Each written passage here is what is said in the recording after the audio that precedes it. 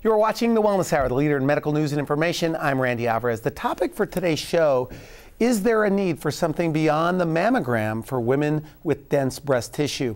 The key unique feature of U-System's automated breast ultrasound machine is the reconstructed coronal view. These are the views that are sliced parallel to the chest wall. This view is very easy to interpret for a radiologist who is not an ultrasound expert and is very sensitive in revealing abnormalities in the breast tissue. Preliminary studies are also showing that it can be used to discover the elusive type of breast cancer responsible for 15 to 20% of all breast cancers, called lobular carcinoma. This particular type is often missed by the mammogram alone. The purpose of this show is most importantly not to spread alarm to the public, but to offer a very viable solution in addition to the mammogram to those women with dense breast on a population-wide basis. We're all about good medicine on the program today. The purpose of the ACRIN, or the American College of Radiology and Imaging Network study, the abstract presented nationally in November with publication to follow, is to compare the outcomes of mammography alone to a combination of mammography and ultrasound. This was conducted on over 2,500 women with non-fatty breasts. This study found that adding screening ultrasound to the mammography increased the diagnostic accuracy of screening and found more breast cancers, including early-stage breast cancers not seen on the mammogram. So what are we looking at here? What we're going to look at is some examples of patients that have come through that have had mammograms and ultrasounds, where either the ultrasound reveals abnormalities that the mammogram has picked up, or the ultrasound finds lesions that were not seen on the mammogram. Okay. So in this first instance, you're looking at a two-view mammogram, and you can see that there's a mass in the posterior aspect of the right breast, a couple masses in the left breast. We're going to a different view to see another. So you can see those differences, because to me I can't really see the differences. I can, but it's because I'm trained in, and this is dense breast tissue, so it's a little bit hard to pick up. This one you should be able to, yes. You have the feeling that there's something around here. So now what we're doing is comparing the mammogram on the left side with the coronal reconstructed ultrasound done on the automated machine on the right side. And you can see here's the mass, and here's a perfect simple cyst.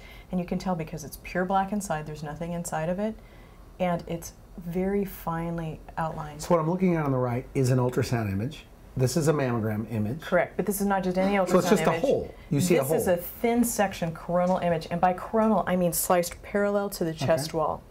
And this is just more examples. This lady has multiple cysts in her breast, and this is going to be coronal images and traditional ultrasound images, because your handheld ultrasound is going to show you a very similar thing.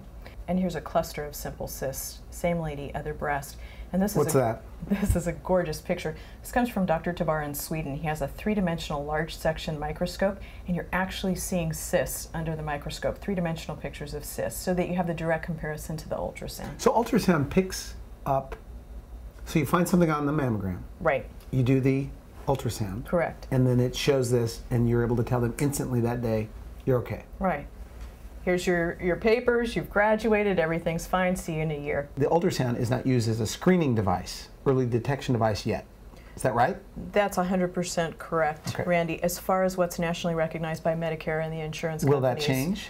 I'm sure hoping it's going to change. A lot of us are doing research right now trying to prove to the insurance companies that having ultrasound as an adjunctive method to the mammogram, meaning as a second screening study, is going to find so many more cancers than mammography alone. Not to throw out the mammogram, it's important, it cannot be replaced. But by adding ultrasound on only when the breasts are optically dense on the mammogram, we can probably double our number of cancers detected. If it was your loved one, would you tell them not only get a mammogram, but always get an ultrasound? If they have dense breasts, absolutely. And I do that with my family and myself. Okay. Every year. It's important. We talk about yearly mammogram. If they have dense breasts, they need yearly ultrasound too. Let me show you what we're talking about with this next case. This is a lady who came into my center for a screening mammogram. And these are two of the views of her breasts. And you can see there's a lot of light gray tissue. These are the mammograms, and there's a lot of light gray tissue, meaning that they're optically dense. But there's no masses, there's no abnormality, there's no distortion. So this is a good one. This is something that you would call a normal mammogram. All right. Anybody reading this who's a trained breast radiologist would say this is a normal mammogram. Okay. And the lady would normally receive a letter stating, your mammogram's fine, See you in a year, basically. Now, because we had a trial going on in the center with the automated ultrasound, and she had dense breasts, she was invited to have this automated ultrasound of both breasts. And these images are incredible. These are serial coronal images of her right breast. Yellow dot again represents the nipple, and you can see here there's this irregular gray area just lateral or to the outside of the nipple, about 1 centimeter to 1.5 centimeters in size, that's consistent through all these slices. Not seen at all on the mammogram. And here you're looking at the same, you know, before you called it a black hole, I'd call this a gray hole with some distortion around the outside. So it doesn't have that clear, nice lines of the cyst. It's irregular. So whenever I'm looking at this, I'm clear. If it's a clean circle, you're okay. Black, jagged edges, black in a clean circle. But jagged edges. Or gray in a clean circle isn't always okay. So in this part, the fact that it's a little cloudy. Exactly. It's makes gray, you think there's something going on. A little heterogeneous, irregular margins. You can't tell exactly where it starts and where it stops. That's pretty consistent with a cancer. And then this upper view here shows you a traditional ultrasound view. And you can see that it kind of looks like a stellate or asterisk type looking abnormality. And it's got central shadowing. These are all characteristics of a cancer on ultrasound. And then these are just microscopic pictures once we did our biopsy. And this was found to be a cancer, grade 2 cancer, which means a moderately aggressive cancer. It was 1 centimeter to 1.5 centimeters in size. So mammogram missed it. Mammogram missed it. Ultrasound picked it up. Correct, and her lymph nodes were negative, and she's going to be just fine. She had a lumpectomy and some radiation. Possibly saved her life. I think we definitely saved her life. So with a woman like life. that, she had a mammogram. It was fine. She was sent home for a year to say, it's fine. She would normally be sent home, yes. But what could have been happening, she was sent home to let her cancer in her breast grow. For a year. Not the fault of the imaging method, not the fault of the mammogram. It's a wonderful screening tool, but it's not perfect. But our system is set up, the healthcare system is set up to not cover ultrasounds unless, I guess, you have... Unless there's a problem. Unless there's a problem. Right. So because she had no problem, she didn't get an ultrasound, would have gone home with cancer growing in her breast, probably picked up the next year. Is that right? Hopefully. At a later stage cancer. Exactly. Okay. And interesting. not only... Well, this is really... And this happens all the time. Obviously, nationwide. Yes, and worldwide, not just nationwide, and people with dense breasts. And this is our final example. This is a lady with extremely optically dense breasts. She has calcium deposits, these white areas, the white spots that you're seeing in both breasts. When they're large like that, they're benign, but she has multiple tiny, tiny ones. She's had multiple prior needle biopsies in the past. All of her needle biopsies come back benign, but I cannot tell her with any guarantee the remaining calcifications you have in your breast are perfectly okay, don't worry about them. But at the same time, I can't biopsy every calcification So when she has she in comes her back, breast. this is a woman known for having a history of calcifications in her breast. Yes. She comes back the next year, there's really no changes, still the same calcifications. Right, I would magnify it. So I'd keep her as what we call a diagnostic. These are just different views You compare it to the year breast. before. Compare it to the year before with magnification. This is going to outline the calcification clusters we're looking at.